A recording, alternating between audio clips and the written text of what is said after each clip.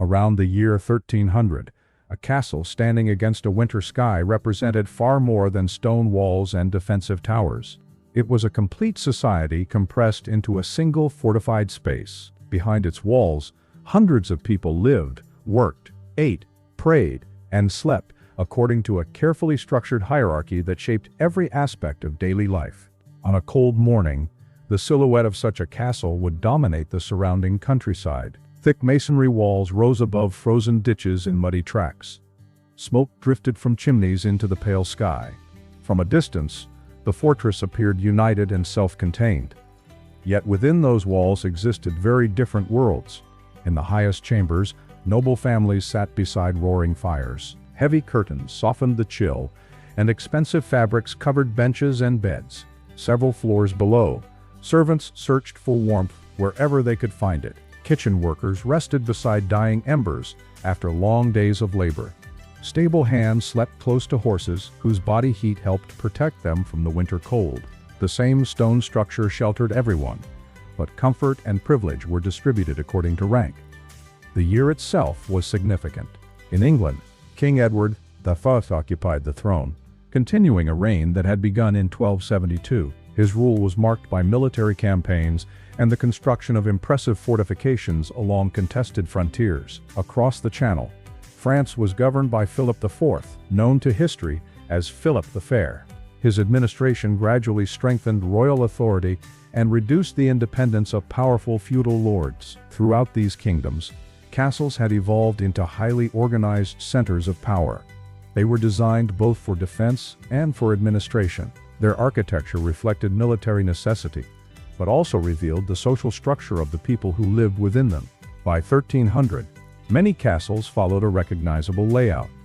Defensive walls surrounded the complex in multiple layers. The outer wall formed the first line of protection, while a taller inner wall allowed defenders to observe and protect the spaces below. Every element served a purpose. The entrance received particular attention. Builders understood that gates were often the weakest point during an attack. As a result, gatehouses became increasingly sophisticated. Narrow passages forced visitors to move slowly. Massive wooden doors reinforced with iron protected the opening. Above them hung portcullises that could be lowered within moments. Some gatehouses contained several such barriers positioned one behind another. Openings in the ceiling allowed defenders to strike attackers trapped below. Stones, timber, or scalding water could be dropped through these apertures. Every step through the entrance reminded visitors that the castle existed not only as a residence but also as a fortress. Beyond the gate stretched the outer ward. Here practical activity filled the day. Workshops, storage buildings, and stables occupied much of the available space. Carpenters repaired tools. Blacksmiths worked iron beside glowing furnaces. Wagons arrived carrying supplies from the surrounding estate. Further inside lay the heart of the castle. The inner ward contained the most important structures. Here stood the Great Hall, the chapel, kitchens, private chambers, and often a great tower that symbolized the power and prestige of the lord's family. Among these buildings, none carried greater importance than the Great Hall. The hall served as the political, social, and ceremonial center of the household. It was where meals were eaten, visitors received, disputes discussed, and important decisions announced. The arrangement of the room reflected the hierarchy that governed medieval life. A visitor entering the hall would first pass through a screen's passage. Behind this area stood service rooms connected to the kitchen. At the opposite end rose a raised platform known as the dais. Upon this platform stood the high table where the lord, his family, and distinguished guests took their meals. Below the dais stretched rows of additional tables. Seating followed strict rules. The closer a person sat to the lord, the greater his status within the household. Rank was visible, not only in clothing and privilege but even in the distance separating an individual from the high table. Large castles could accommodate remarkable numbers of people. Depending on the wealth and influence of the lord, dozens or even more than 100 permanent residents might gather daily for meals. Knights, clerks, servants, craftsmen, soldiers, musicians, cooks, and attendants all formed part of the same community. Yet, despite their grandeur, medieval halls were often uncomfortable places during winter. The thick stone walls absorbed cold and released it slowly. High ceilings trapped warmth far above the heads of those gathered below. Windows remained relatively small, and many lacked glass altogether. Wooden shutters provided limited protection from wind and rain. Glass windows had become increasingly common by 1300, especially in prestigious rooms, but they remained expensive. Where glazing existed, it usually consisted of small pieces of glass joined together by strips of lead. Such windows represented wealth and status as much as comfort. Fire provided the primary source of heat. In older halls, a central hearth might still burn throughout the day. In newer buildings, large fireplaces built into the walls became increasingly common. Oak and beech wood supplied much of the fuel. Maintaining these fires required enormous quantities of timber gathered from nearby forests. The challenge of staying warm influenced nearly every aspect of life. Heavy tapestries covered interior walls. Their colorful scenes displayed wealth and culture, but they also helped reduce drafts and retain precious warmth. Curtains surrounded noble beds, creating smaller enclosed spaces that trapped heat during cold nights. Clothing performed a similar function. Wealthy individuals wore garments lined with fur. Thick woolen gowns, fur collars, and warm cloaks provided protection against winter temperatures. Those lower in society relied on layered wool garments, felt hats, and sturdy hoods. Fashion and survival often overlapped. Floors were commonly covered with rushes.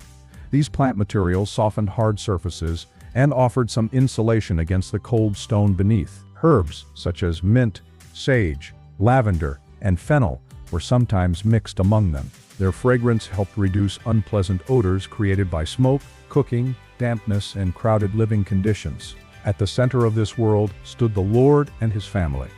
Their authority extended beyond the castle itself. They controlled lands, villages, forests, and fields that surrounded the fortress. Their responsibilities included administration, justice, military obligations, and management of the estate. A typical day for a lord involved numerous duties. He might attend religious services in the chapel before meeting household officials. Reports concerning finances, harvests, rents, and legal disputes demanded constant attention. Letters were dictated to clerks. Visitors arrived seeking decisions or favors. Tenants presented petitions. Matters of law required judgment. The lady of the household exercised significant authority as well. She supervised domestic management, oversaw supplies, organized servants, and directed many aspects of daily life. Children's education often fell under her supervision. During periods when her husband traveled to court or joined military campaigns, she might assume responsibility for the entire estate. Supporting the noble family stood a group of highly respected household officers. Foremost among them was the steward. This official managed the operation of the estate and coordinated the activities of numerous departments. The position required considerable skill. By the late 13th century, specialized training existed for men preparing to enter such service. The chamberlain supervised private rooms, valuables, clothing, and household finances. The marshal directed matters involving horses, transport, discipline, and security. The chaplain oversaw religious services while also performing administrative duties thanks to his education and literacy. Around these officers worked clerks, assistants, accountants, and personal attendants whose responsibilities connected every part of castle life. Below them labored the larger working household. The kitchens formed one of the busiest areas in the entire complex. To reduce the risk of fire, they were often located separately from the main residential buildings. Within these smoky rooms, activity began before dawn and continued until late evening. Huge fireplaces dominated the space. Meat roasted on iron spits, cauldrons simmered above open flames, bread baked in ovens that consumed large quantities of wood. The preparation of food for dozens or even hundreds of people required constant effort. Every day, cooks, bakers, brewers, and servants worked together to sustain the community living behind the castle walls. And while noble families occupied the highest chambers above, the true rhythm of the castle depended upon these countless workers whose labor kept every fire burning, every table supplied, and every corner of the fortress alive. Beyond the kitchens, the rest of the working household filled every corner of the castle with activity. While the noble family occupied the most comfortable chambers and the household officers managed administration, Hundreds of daily tasks were carried out by people whose labor rarely appeared in official records. Near wells and washing areas, laundresses spent long hours cleaning the household's linens. Sheets, tablecloths, towels, and garments had to be washed regularly despite the challenges of medieval living. Large wooden tubs held water heated over fires, and cleaning agents made from wood ash helped remove grease and dirt. The work was physically demanding, especially during winter when cold air and icy water made every task more difficult. Seamstresses worked nearby repairing clothing worn throughout the household. Noble garments required careful attention, but even the simplest servant's clothing needed constant maintenance. Wool wore down with daily use, seams loosened, and garments damaged by labor had to be repaired rather than replaced. Cloth represented a valuable resource, and little was wasted. In the stables, another group of workers carried out equally important duties. Grooms rose early to feed horses, clean stalls, and prepare animals for travel. Horses represented both wealth and necessity.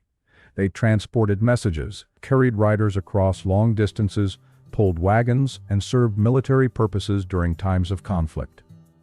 The value of a well-kept horse could be considerable. As a result, the stables received careful attention. Workers brushed coats, inspected hooves, repaired harnesses, and ensured that animals remained healthy throughout the year. Nearby, blacksmiths maintained a constant rhythm of production and repair. Iron tools, hinges, locks, nails, horseshoes, and weapons all required their skill.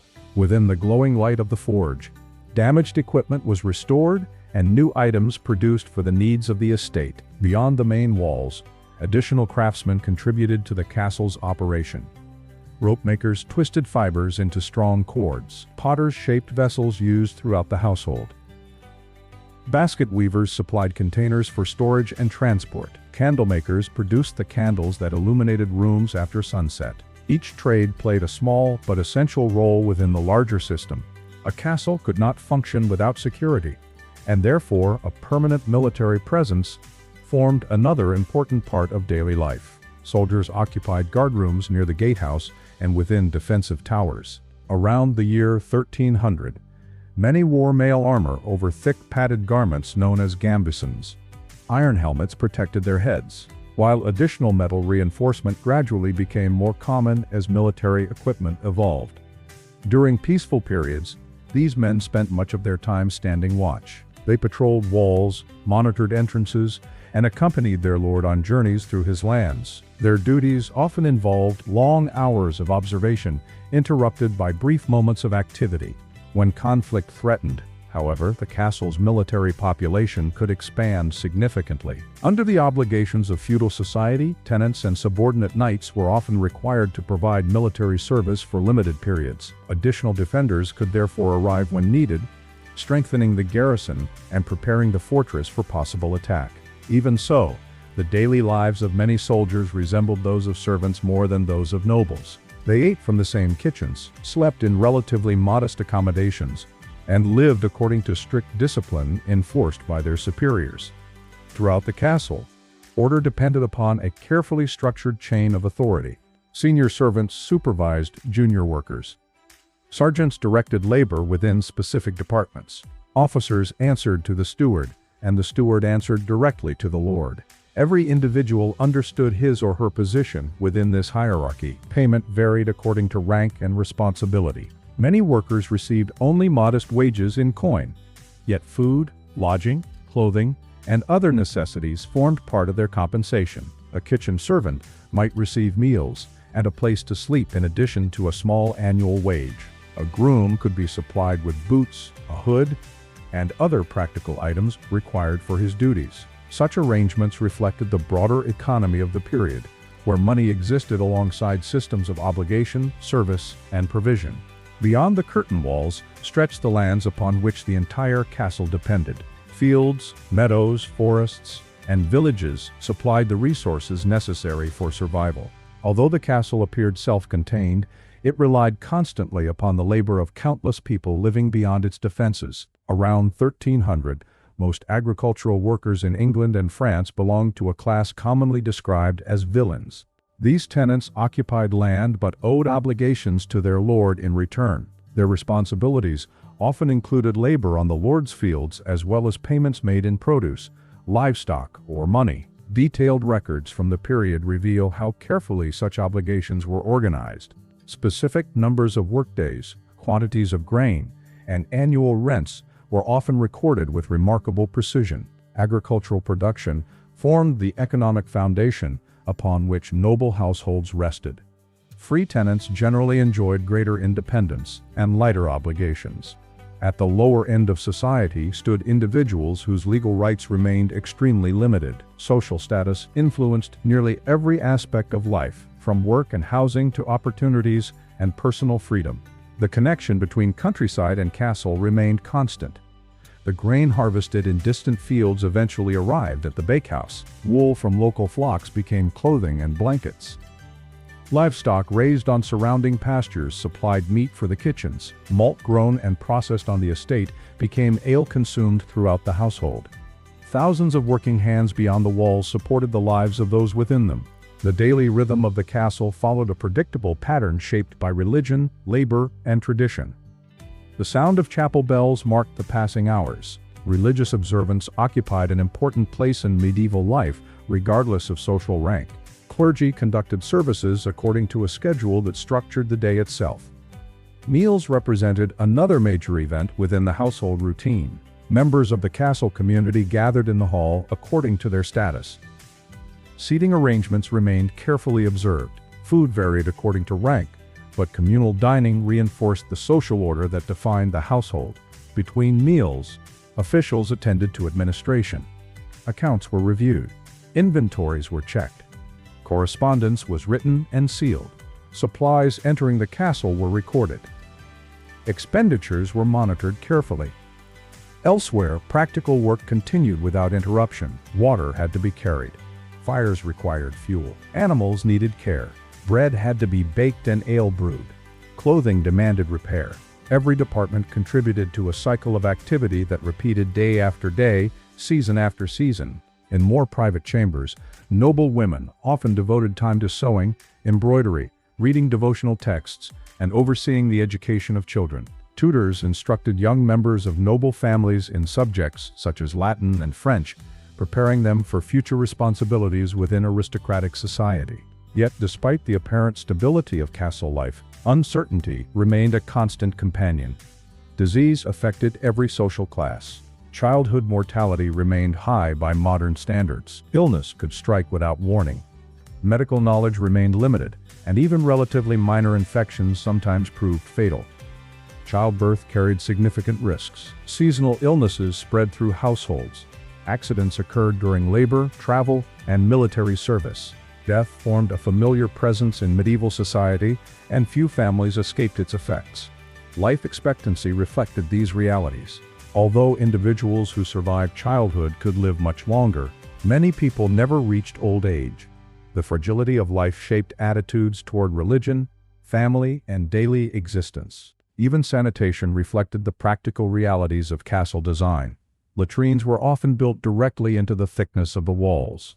Waste traveled through vertical shafts before being deposited outside the structure or into surrounding ditches. While these arrangements offered convenience compared to many alternatives, they also created ongoing maintenance challenges. Water remained one of the most valuable resources within any fortress.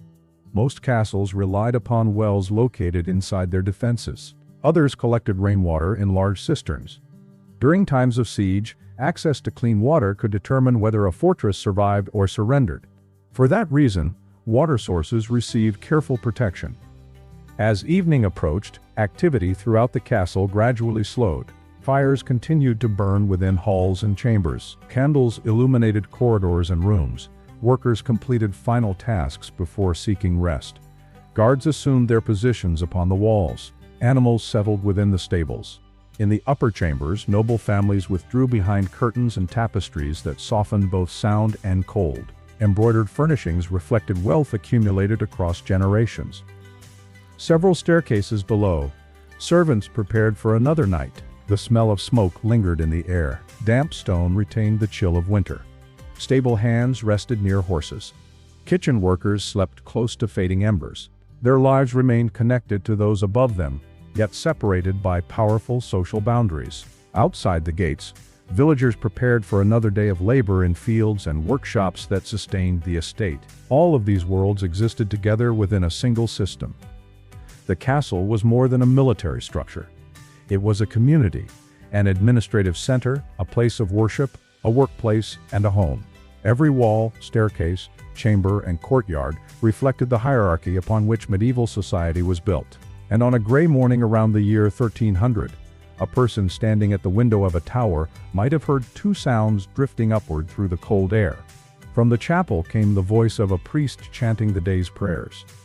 From the bakehouse came the dull rhythm of bread being prepared for the household. Together, those sounds captured the essence of life within a medieval castle. One spoke of faith, the other of labor. One reflected the spiritual order of the age, the other the practical work that sustained it. Between them existed the entire world of the castle, a world of stone, duty, privilege, and survival that endured through the changing seasons of the Middle Ages.